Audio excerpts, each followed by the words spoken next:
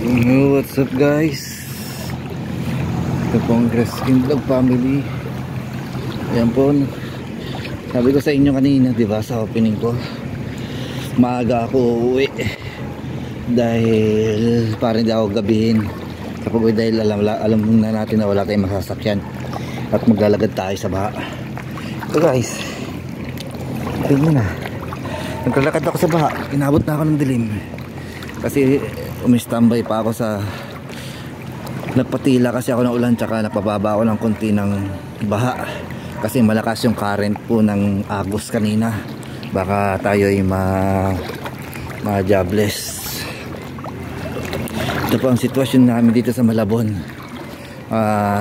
What's up sa inyong lahat yan, ha? Ito po ay linya ng Maysilo, Malabon, Maysilo po, Malabon. Papunta tayo ng Arco. Ito guys, nakita nyo, ang lalim yan, haba nyan, haba masyado ng ating lalakbayin guys.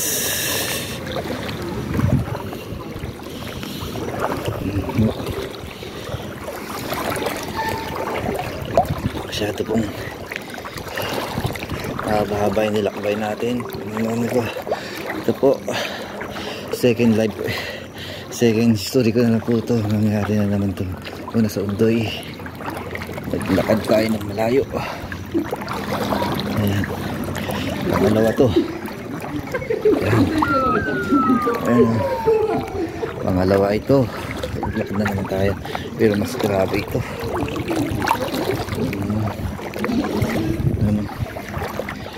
Mas grabe yung lakad natin dito. Yung usap, kita nyo naman ang haba na ng lakbay. Grabe. 1:30 tayo lumabas ng production trabaho, tapos 8:00 ito naglalakad pa rin tayo. Ang haba po kasi ng tinambay ko sa Jollibee Francis kasi masyadong malalim at malakas yung Agos. Delikado, hindi ko kakayanin kasi kung pipilitin natin baka tayo madisgrasya pa. May naghihintay sa atin na pamilya, kailangan natin mag-ingat, pangalagaan natin sarili natin. May naghihintay, may nagmamahal pa, kaya dapat natin mahalin din natin sarili natin, ingatan natin. Ayan. Ayan.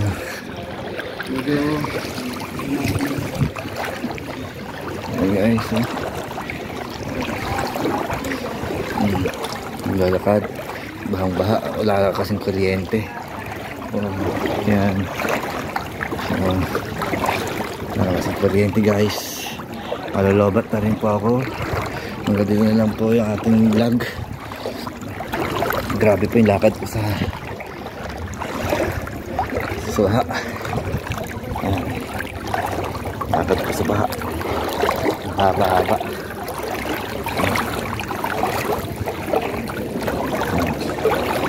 Haba po na nilakad natin. 3 minutes na po tayo naglalakad sa baha. Ayan guys, what's up? Tambay. Okay, what's up?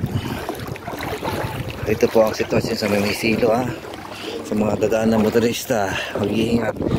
Masyadong mataas po ang tubig dito sa Maysilo, Malabon.